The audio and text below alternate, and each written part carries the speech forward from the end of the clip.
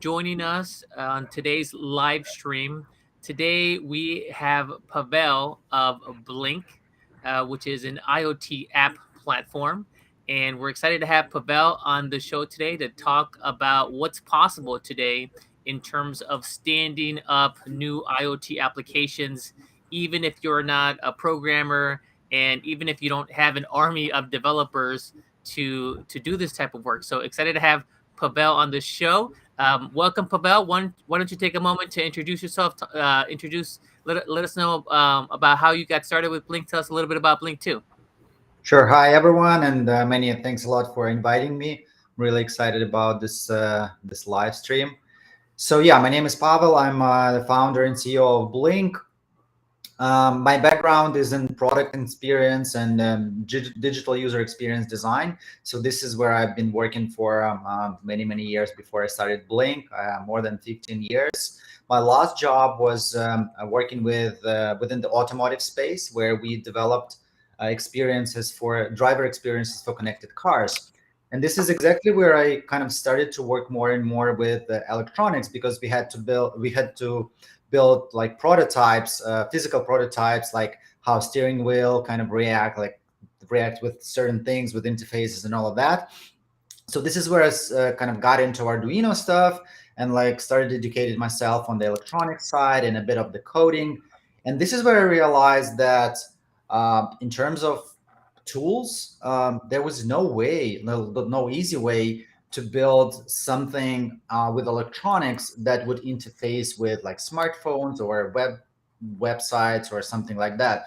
You just had to learn a lot more. Like you would need to learn actually how to write an app, and then you know that hardware is hard and like by itself, but then making it talk to something else was like even a bigger challenge. So this is where idea came from, like, hey, let's build some tool for ourselves first of all, so that we can build prototypes between that communicate that connect the electronics and the user interfaces that are commonly available. So this is where idea for Blink came up with. I found a guy, Dmitry, who is our CTO right now, and he was also into Arduino a bit. And he told me, "Hey, this thing just lies on my shelf somewhere. I like your idea. Let's build something."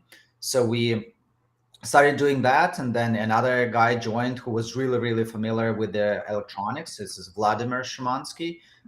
He is our embedded solutions architect right now. So like we got all these three pieces and we developed the first prototype, and then we decided to go to Kickstarter, where we got a lot of support from the engineering community. And this is where we realized, oh, actually, like Blink is interesting to a wider audience. And this is where we started kind of developing it further. So it was like an official launch of Blink company, I would say. Yeah, and today we are a huge community of over 500,000 people who are using Blink all over the world. Yeah, like our geography like really spans across 170 countries. Yeah, so this is where we are, and yeah, this is the story of how it was created. Awesome. Thanks for the intro. I really like the fact that you went through Kickstarter for some initial market validation. What was that process like? So to be honest, it was like a full-time job, because once like you have something working, but then okay, we need to present it to the world. Okay, like what's the business model? What's the presentation pitch? What's the marketing message? What's the mission of the company and all of that? So it's a really nice exercise, first of all, because for yourself, you need to define a lot of things, like what are the key values of the product, what are the benefits that you're bringing, and branding and all of that. So it was pretty cool. And then we had to shoot a video. To be honest, the whole process took us like almost a year. I mean, it was like slowly cooking, and then it just ended up, and like at some point, like, yeah, just launch it, and that's it. Yeah. How much of it was getting the technology ready, and how much of it was the branding, the messaging, the packaging? What does that breakdown look like? So at that time, we had a working prototype, like a pretty solid working prototype. To be honest, we were like 70% ready, I think, to go to market. But at that time, it was like a side project for all of us, and that's why we were afraid that it may die just because we were not working on it full time. So the Kickstarter was this kick to the butt, let's say, that forced all of us to get out of the comfort zone and, hey, let's just try kind of finalize it somehow and see what's it worth. So yeah, technology-wise, it was almost ready, and everything else we learned along the way. So it was very new to all the members of the team. So it was pretty fun, I should say, the whole And thing. then everybody's working on this part time as a side project, and then the Kickstarter gets some traction, and then is that when you're like, okay, it's time to go all in on this? This is a good full time opportunity for us to explore further. Is that how it happens? Pretty much, yes. So I finalized my job thing, like main job at that time, and yeah, and we were like fully immersed into Blynk, and it was a great decision. I never regretted it. I mean, it's an awesome time, difficult, challenging, but also kind of very insightful. And when you hear all this feedback from people when they start like working on real project, and like at that time, like 6 years ago, we were like, when I would read the forum or our community pages in the morning, that was the biggest inspiration. You see like, oh, people build some robot there, or they build some interesting gardening system or something else. That was really inspiring, and I think that this was something that kept us going like forward with full speed. Yeah, that was really really nice time. That's awesome. So I'll take a moment and ask the audience if you guys have any questions, any comments. We are live. The benefit of that is that it can be interactive. So we're live on YouTube, on LinkedIn. You can drop a comment in the chats or a question, and as we go along, I'll check out the stream and see if there are any good ones that we want to talk about. But about the how you got on my radar with Blynk is in part because of my background. So as we've spoken, I was at an AI IoT startup, and we were selling AI solutions into enterprise. And the way that I did both the data science part, and I also did the business development part of things. And oftentimes, the way that I would sell deals is sort of a framework where we would have some sort of proof of concept. We would do some like interesting things from an analytics perspective, from a data science perspective, and then we would try to do a 3-month POC project where we would deliver something a little bit more Something meaningful, tangible, yeah, okay. tangible. But even then, it was very hard for us to deliver working software and applications. So it was still kind of like showing off like more interesting models, more graphs, and more PowerPoints and more images, but it wasn't really delivering a fully fledged application. And I think the market's come a long way since then. 4 years ago, you could get away with that. You can get away with selling like a 6-figure POC and deliver that. Yeah. But today you can't do that. Like the customers and enterprises are demanding that you show working software in 2 weeks. So you got to turn around something very fast, and that's the demand side. But also on the supply side, you have companies like Blynk that are also making that possible as well. So talk to us about how people are using Blynk to do that, to leverage that fast prototype. So I can deliver a working app in 2 weeks using Blynk. What's that process? How am I going to be using Blynk to do that?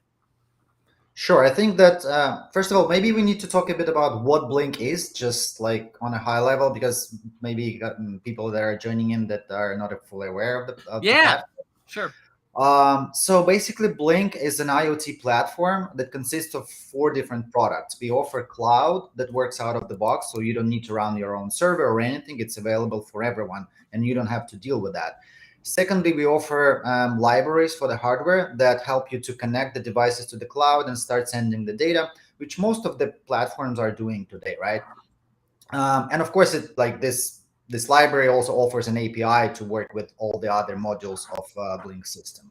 The third product, I think it's the most like the famous one, which made Blynk famous, is the mobile application builder. So you just download the mobile app, Blynk mobile app for iOS or Android. We're cross-platform, and then you can drag and drop all the bits of interface that you need in order to build the dashboard for the control panel or this data visualization panel for your device.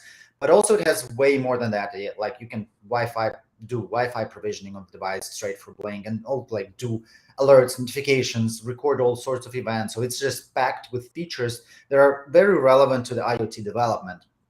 And then we have the fourth product, which is the Blynk console. It's a web application that allows you, of course, to view the data from the devices at the very low level. But on the high level, it provides businesses with like a full management of users, devices, allocations, organizations, all the structural thing, roles, permissions, over-the-air updates, and all like a management thing, but also data visualization as well. So yeah, and that was like going back to your question. Basically, our mission was to kind of democratize the whole thing. So when I first like Blynk actually appeared in the same years where like people started to talk more and more about IoT, and for many people it was like already known things like that things can talk to the internet. It's not something new, but on a highly like a different level, like reducing the complexity, making more usable for business scenarios, and all of that.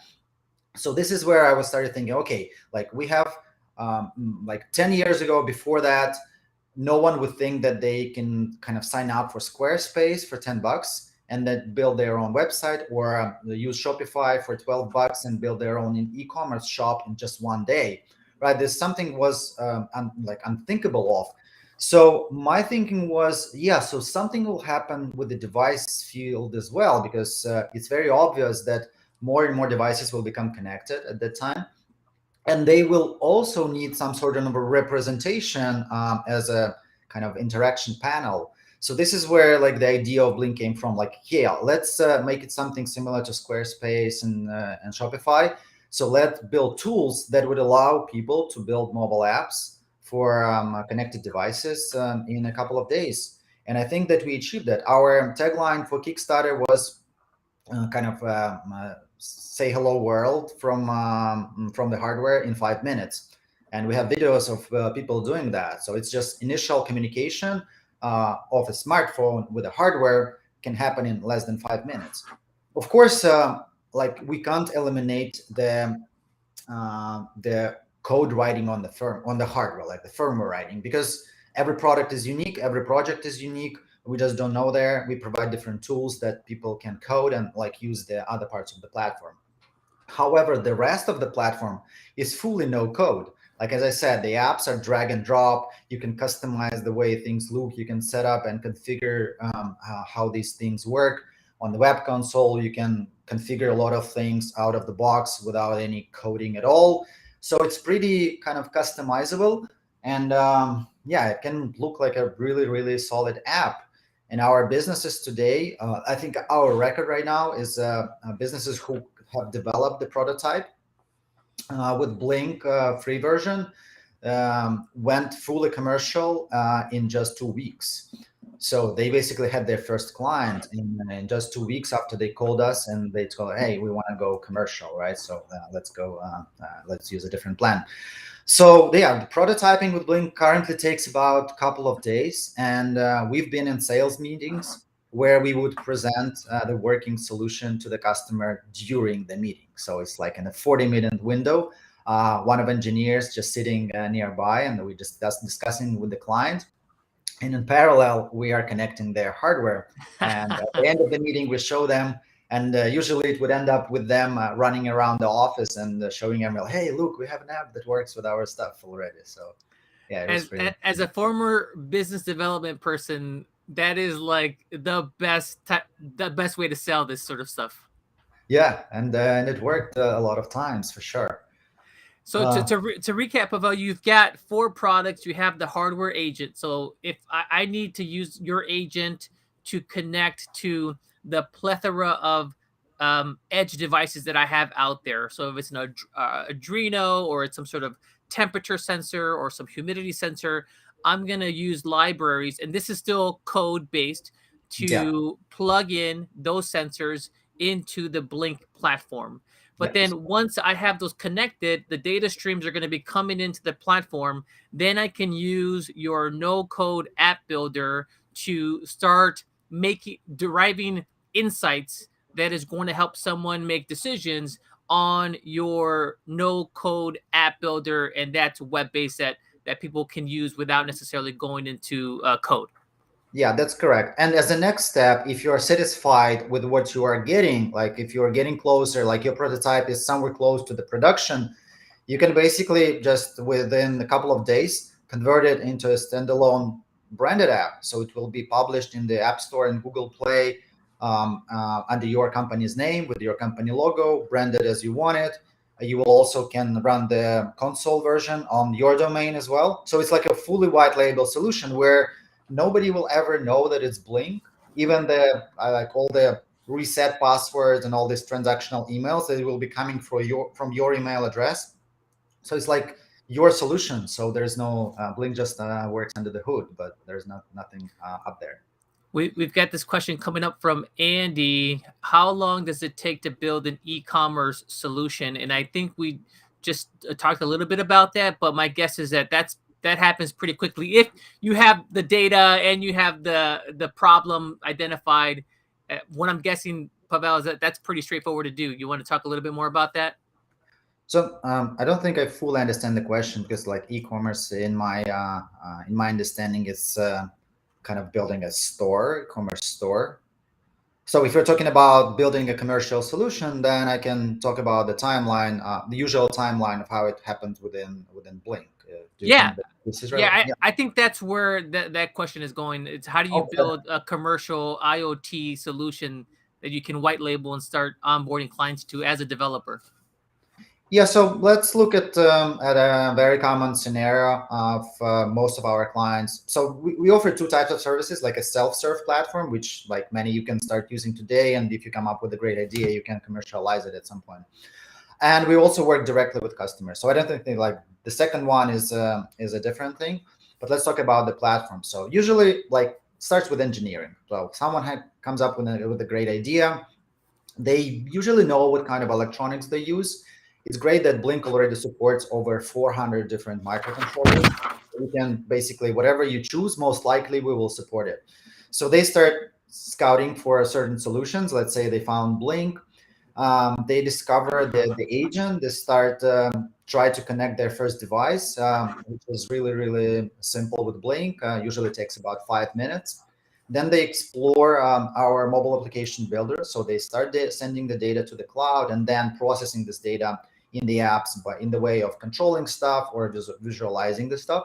So there are a lot of iterations within the company when they do that. At some point, they kind of define, okay, this is like a good pilot project that we can deliver to our customers. At that time, they can decide whether they want to continue using Blynk and present it as a kind of Blynk app that works with their device, which is also doable. Or they can say, no, we want our white label product, and they decide, let's wrap it in as a separate app, as a standalone server, like we provide private server for that.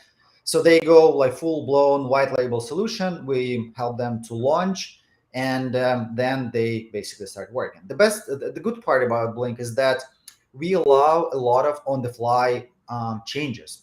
So like if you want, like you got some feedback from the customers, right? So like we need this functionality, we don't want this, we want that. We need this button to be up here and all of that. So you can do all of that just like in kind of live scenario. So you don't have to update the app, so you don't have to do anything. You can first of all provide over-the-air updates so that all their devices are updated, and then you can modify the layout of the dashboard without republishing the app. So you just like update it, then press the button update for all the devices, and then all users will be updated. So we also kind of allow a lot of kind of design thinking and iterational approach to the product development, because you need to kind of adapt, change things, remove things a lot. And this is basically coming from my experience of creating kind of innovative products, because you have to iterate a lot. So we build these tools as well into the platform. So at some point, the whole thing stabilizes and you kind of understand what's needed for this first iteration. And then usually about 1 to 3 years, companies are running this exact kind of setup with certain modifications on the go. And after that, when they realize that, hey, we collected some data, we got some insights from the customers, we know how the whole thing is integrated within our company, how it affects our businesses, then they can come back to us and tell us, hey, we need this or that, how we can do this or that. And this is where like we start working with them on the machine learning side or AI side, where we start, okay, like let's see what we can get from this data. What are the insights that are important for your business, for your customers? And this is where usually kind of we start the next phase, and then it just kind of develops the way it develops. I think that's a pretty common scenario for a lot of our customers. That's great. That's a great example. Can you talk a little bit about the edge options? Any issues there in terms of connecting to certain family of devices? What are some of the challenges that people are having on that front in terms of getting the data from their controllers and their devices up to Blynk? Anything that you want to talk about there? So to be honest, we don't see a lot of we don't see issues there when building a product. I think it's interesting that there was some data circulating like 4 years ago or something like that, that more than 40% of IoT devices fail to connect to like local Wi-Fi networks. So basically, like there's no onboarding happening. And I understand why, because there's just so many moving points, like the signal strength, the kind of interference, bad code, bad user experience, all of that. So we worked a lot on that front as well, and I think that currently Blynk has a very strong way of onboarding devices. Because if you're looking at the developer experience, is I think it was solved in the very beginning, but then once this product gets into customer hands, this is where you need to make sure that first of all they can connect the device. Otherwise, it just doesn't make any sense. If the device is not Right. connected, then it's not an IoT device. So we offer different types of onboarding the devices. We can work with cellular devices, which is just by scanning the QR code on the box and then it can go online, all the way to providing the full flow for the for onboarding of Wi-Fi devices. So we guide the customers through the steps in the app to connect to their local home or office network. And we also provide all the developer tools so that nobody has to care about that. It kind of works out of the box. So I think that it was a big chunk of the platform. And to be honest, it requires constant changes because like in the latest iOS update, they completely change how Wi-Fi work, and we need to upgrade the whole system so that it supports that. And this is where kind of this is where my understanding of like there's this debate of whether should like we can build it by ourselves, right? Yeah, we can build whatever by ourselves. We hear a lot, and it's true. Like if company has resources to build it, they can definitely build it. It's just a matter of time and the team. But also this thing of experience, which usually is not counted by these companies. Like we've been through hundreds of edge cases when onboarding devices, and I'm just talking about like this small part, which is super important to IoT. And when I look at that, I think that yeah, I would not recommend building such things by yourself. It's just so complex. I think it's possible, but if you can kind of somehow work around of that, definitely recommend doing that. It's just very complex. Neat. Do you have are there like families of connected device hardware options that you really like that work really well with Blynk? Like for example, if I want to go out and develop a new say fleet tracking application using Blynk, is there an array of sensors or a hardware provider out there that you really like for that sort of stuff that just we know it's going to be like super easy to plug into Blynk? So it's a very good question because this is something that our company is currently working on. Before your question, let's say it this way, let's put it this way, we were mostly focused on companies and people who are building custom things. So they would take the microcontroller, put it on the board, then do all the peripherals they want, like controllers, sensors, whatever they want, and like an air conditioner, like you just take it and then you need to embed the Wi-Fi modem into that, and then make sure that it works with all the other stuff. So, and it is great, and I think we kind of covered a lot of challenges for these companies there. But now we are thinking exactly the way that you just mentioned. So we are talking with hardware manufacturers who have built ready-to-use off-the-shelf products like a fleet tracking solution, right? So we already in conversations with a couple of companies like that. So they have amazing hardware, and we don't do hardware; we just do software. Our software is pretty good, so then we can tell them, okay, you can integrate our solution within your hardware, and then like you just unlock all of this, like hundreds of use cases for your customers, which can definitely help them sell the devices, and we hope that it will help the end customers because they will be using good software, as we believe we are building good software.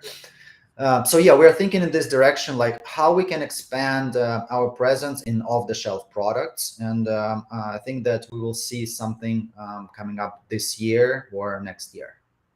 Cool. Yeah, that's very exciting because yeah, I think when I think about product development, I'm thinking about the different components that have to come together, and oftentimes like it's the hardware talking to software. There's a little bit of an issue there, Yeah, but if always. that right, so to the extent that you can minimize that, because Blynk has said like, oh, this hardware provider like out of the box is going to work with Blynk, no problem. We're going to update our updates are going to be in sync so that whenever there's an issue, like it's already patched up before you know it. I think that would be a little bit easier for folks like me on the product development side. Yeah, yeah, I totally agree. And also, as like from the company perspective, the number of manufacturers that are willing to kind of take Blynk as a development tool and build something on top of that, there are like hundreds, let's say, of them, or thousands, I don't know. But if we're talking about ready-to-use products, there are way more companies who are building great like asset tracking solutions. And we are, as I said, we're in conversations with some like really interesting ones, which are autonomous, can survive on solar batteries for decades. And yeah, and they don't have this software component, so this is a very lucrative market for us as well. So yeah, stay tuned for updates from us. We are working on that. That's very neat. Can you talked about the white label and folks developers using your software to go and produce IoT solutions and sell that. I think that's really cool. You're just dropping the barriers to entry to that sort of work. Can you give us some examples? Who are some interesting companies that are doing things like that? What's been their experience using Blynk? That's a great question because I was just reviewing like our clients recently because we have already a lot of them who launch different products. Some of them are not really successful. Some of them are really successful. So the latest one we launched is a pretty cool. So there is like I learned by myself that like reptile keepers community is very big, and they like reptiles, they require a certain Oh, environment where they live at home. So these guys, Microclimate from a UK company, it's a UK company. So they've been building products for this community for many years, and they just upgraded it to a connected thing so that their customers can be alerted if something goes wrong, because like it's really important for them. It's like they care about the pets they have. So yeah, they just launched the product with us. By the way, the app looks great. We just posted it on our social media. I really like this project. Another one that went live recently, which I would, to be honest, I'm thinking about installing myself like in my apartment right now. So there's a like a shower cleaning system, basically like a, I don't even know how to describe it. So there's a device that comes from the ceiling when there's nobody in the bathroom, and it can clean up the shower, oh, the shower by itself. So it can connect it to the cleaning solution and to the water, and it can do all of that. But if we're talking about implementing it in the hotel, for example, they need management for that. So they need to see how the system operates, like where's the cleaning solution are out of that, we're out of the solution, this and that. So they use Blynk for all of these things. So there's an app that you can kind of see the status and control all of that, and there is like this management thing which goes on and on. Another interesting uh, okay, let's they're like big and small, and to be honest, sometimes small are also interesting. I'm a huge coffee fan, like coffee, and there's a UK company as well that integrated Blynk into their coffee machines. And it's interesting that it's a B2C product because it's a high-end coffee machine, and people need like precise control of like how this machine operates, like espresso machine. And Yes. instead of building the physical controls, which they can obviously do, of course, they decided to build it with an app as well, but also get all the benefits of connected product, which is like reporting any issues with the device, like any like low pressures and all of that. So this is a pretty cool thing. And I think that one of the coolest, like last to mention, is a company from Germany. They build cleaning equipment for municipalities. So basically, they work with cities. They equip cities with machine, like with the vehicles that kind of do watering, snow cleaning, all sorts of these things. And there's like a lot of reporting involved into like how this company communicates with the city, how they get orders, how they do like all of that. So city needs full report on where the vehicle had been, how many hours it was worked on, how much gravel it was kind of spitting out on the streets and all of that. So yeah, so they're using Blynk for specifically for the asset tracking solution. So they know exactly where the vehicles are, in which mode they are. They have all the reporting in place. Yeah, it's a pretty cool company as well. So and something you want to kind of expand to in this asset tracking, because Blynk was primarily used for stationary objects, but now we're moving into this space of moving objects, and this was a great project to work on and to explore what's needed, like how it works and all that. So it's pretty cool. We got So another basically, question. people just just to finalize, people brew beer with Blynk. They grow marijuana. They build smart home devices. Yeah, it's just it's like with Squarespace, right? So all the websites are different, and I think that it's very applicable to Blynk as well. It's just very different. We got another question here from LinkedIn. Do you Sure. consider yourself a data or hardware company? I think I can. Let me try to field that, Pavel. You tell me if I'm wrong, but Yeah. I would see Blynk as a software company, sort of an infrastructure enablement company. So they're not going to give you the hardware. You have to go out and get that.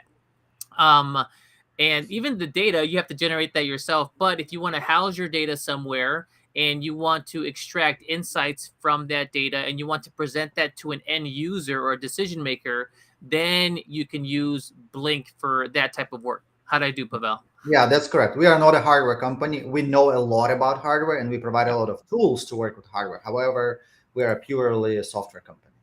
That's Those are great use cases. There was something else that came to mind where I lost my train of thought that I wanted to talk about. Uh, let's see here. Well, let's just recap some of the examples that you made. Microcontrollers for reptiles, cleaning systems. Oh, here's a question that I had. So you talked about read from device to the application. How about controlling the devices from a Blynk application? Is that possible? And how might that work? Yeah, so we provide communication in both ways. By the way, it's secure, always like encrypted messages from the cloud to the device and from the apps to the device. So yeah, we provide both ways communication, and you can control or you can stream the data to the cloud. Works in both directions. And in terms of UI, we offer a ton of different control widgets or kind of UI elements that you can use, like sliders to control the range, buttons to turn things on and off, switches, menus, radio buttons, and all of that. And you can send any data from the app to the device and process it the way you want, or the other way. By the way, like your background is machine learning and artificial intelligence. So this is something that we don't provide out of the box, but also we provide we provide an API which you can use in order to maybe get the data to Blynk Cloud, because like this is a very easy way instead of like running your own database or something. Then get this data to external service like Edge Impulse, for example, right? And train the data there, train the model there, and then use it to kind of push back the model to the device. By the way, using Blynk as well with over-the-air updates, you can update all of the devices with a new model, and then it can provide insights which are based on the kind of income that it's getting from the sensors. And then, yeah, you can like change an image there, send a notification based on this insight, or provide it as a piece of data, as a number, as a string, whatever you want. So yeah, it's both ways, and we have different ways of sending it, I should say. That's awesome. Yeah, I appreciate that clarification. You talked about machine learning, Edge Impulse. I've heard a lot of great things about Edge Impulse. Can you talk more about how Blynk is integrating with companies like Edge Impulse, and what's what's the value there? So currently there is no direct integration with such systems. However, we are considering that because we see a lot of value in bringing it to the customers.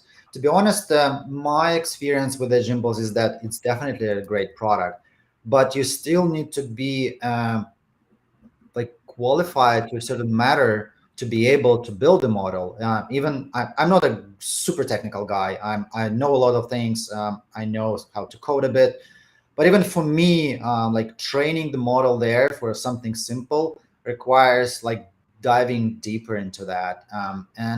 Yeah, so it's doable. We've seen a lot of tutorials and people doing stuff with Edge Impulse and Blynk, but yeah, there's no direct integration. I think that we would like to send batches data to there so that it can be used. It's something that we don't have. However, it's still doable. Like you can export data from Blynk and then put it to like manually put it for training in Edge Impulse, and then use this model together with Blynk API to send the outcomes of this model to the apps and to the email, to whatever you want. So it's doable, but it's not direct, I would say. However, it's a definitely great product. It's a huge step forward, I think. I don't think that they invented something new. However, they just made it much more accessible to people. And I believe that this is how things should work. You just should make it like easy, digestible, and like you should have a clear path. Like, okay, I need to do this. How can I achieve that? And they did a pretty good job at that. But yeah, just a bit complicated for me still to build the model right.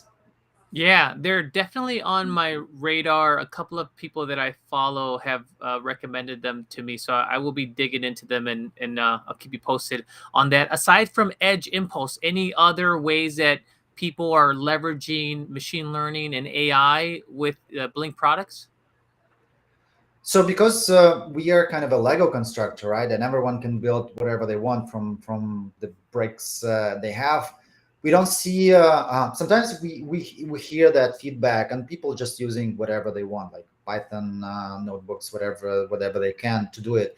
However, we see this thing. If you want to run it on the device, then you need to build a model so that that it can run. So I can only talk about the examples that I heard about the Edge Impulse, because they can build this low code models that you can upload to microcontrollers. And we Right. mostly work with microcontrollers like ESP32 or like Terminal by Seed Studio, all of that. So they are capable of doing certain calculations, but they also have their own limitations. And that's why this company is very well positioned to build models for these low performance devices. So I think that's why we hear more about this one rather than anyone else. Neat.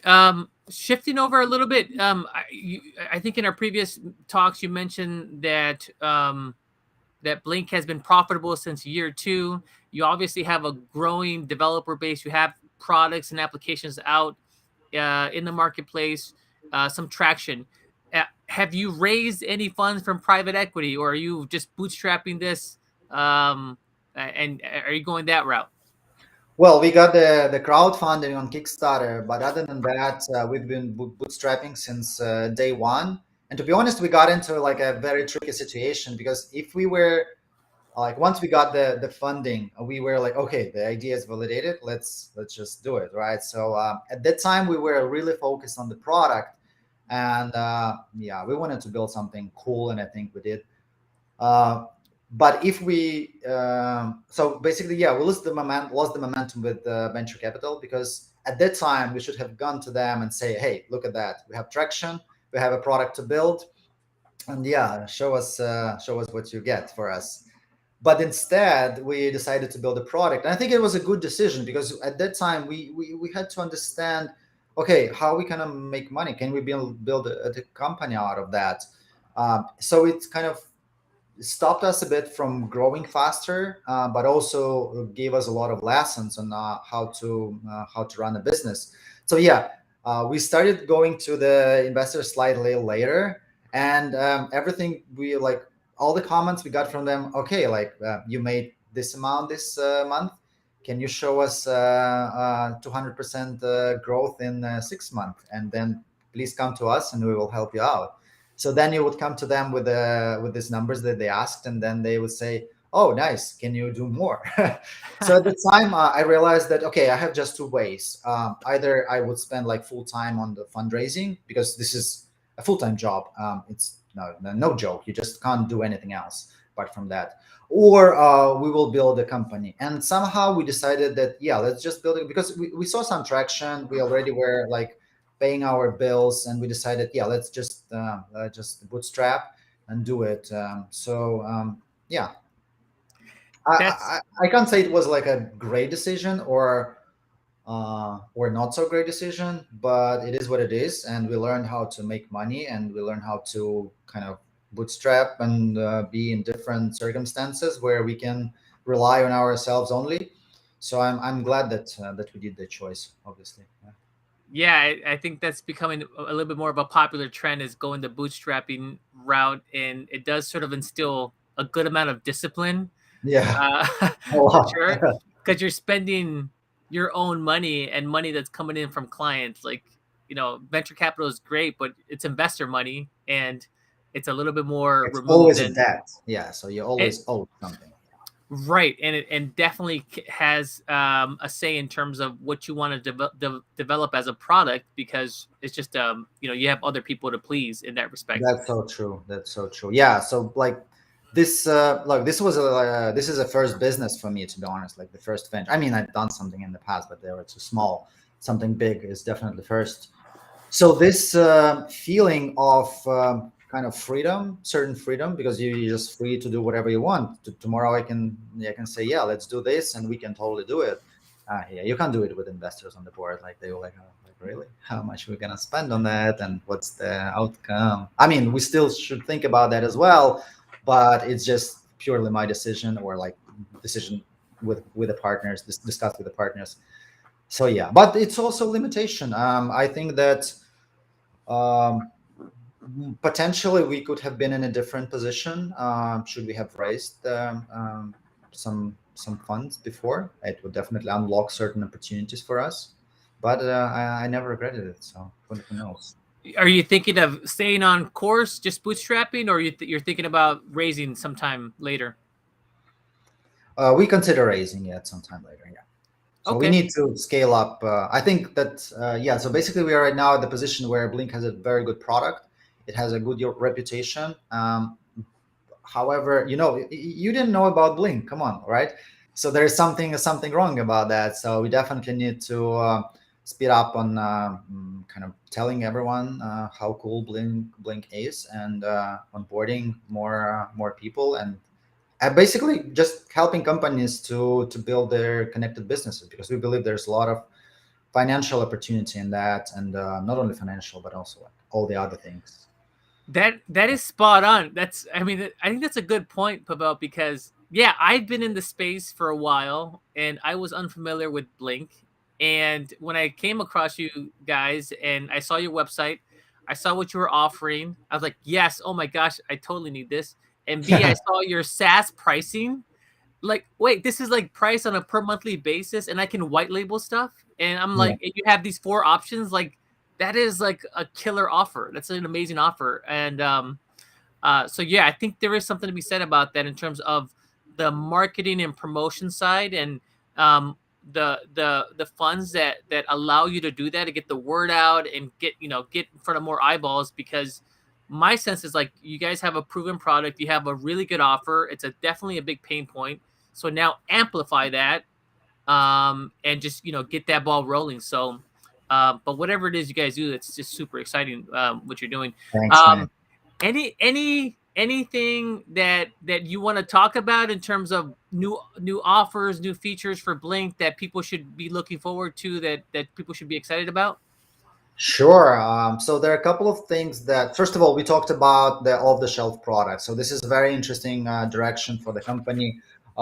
We are in conversations with like a fleet tracking solutions with a couple of industrial equipment for electricity management and all of that. So we want Blynk to kind of cover these things. And yeah, so basically we plan to open like a store, let's say, like a marketplace where customers can decide whether they want to build something or maybe they can choose something that's ready. So this is a big thing for us for this year. Another thing is we would like to democratize IoT even further. So we have this plan where, like, let's say, so we see a lot of potential in like a smaller communities.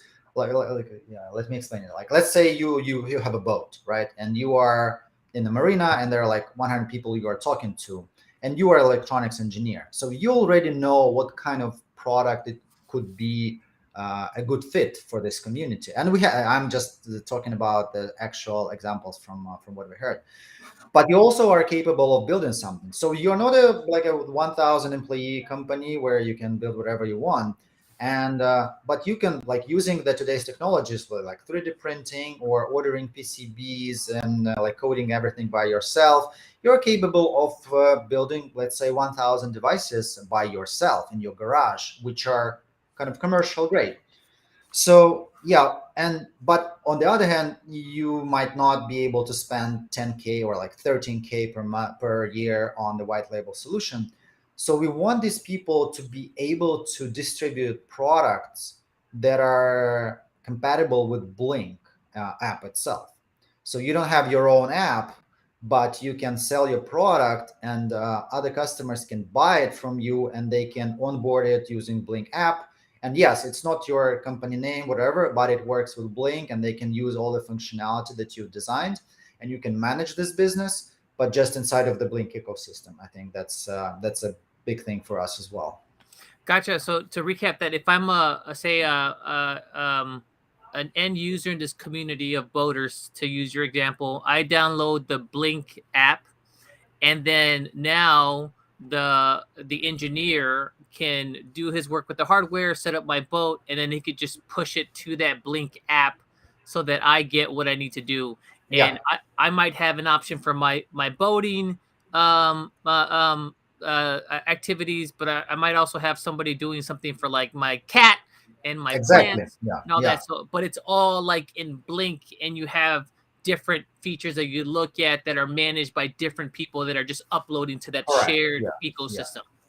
And the Got best it. part is that once we get, like, we hope to get a lot of products published in this manner.